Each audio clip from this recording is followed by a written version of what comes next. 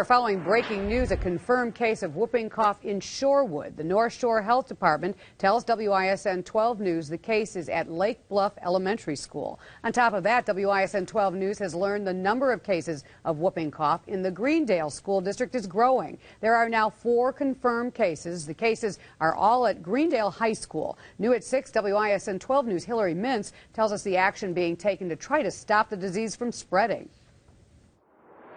The Greendale Health Department has plenty of the whooping cough or pertussis vaccine. In a year's time, we get normally about 15 cases, and we are probably in the range of 45 cases right now. Triple the amount of whooping cough cases, the latest found in several students. So the health department immediately told schools to alert parents. The health department says they have about 4 confirmed cases right now with an average age of about 12 years old, and all of the kids were vaccinated. Nurse Susan Shepard says the Greendale schools happen to have a 99% vaccine compliance rate. But the vaccine on the market now, she says, only lasts 5 to 6 years and may not be as effective.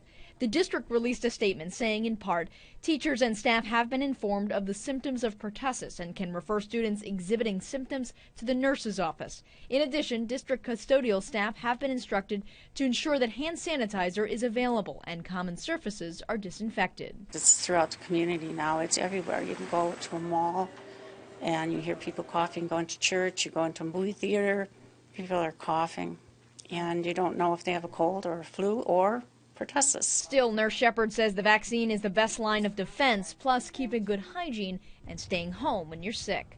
In Greendale, Hillary Mintz, WISN 12 News.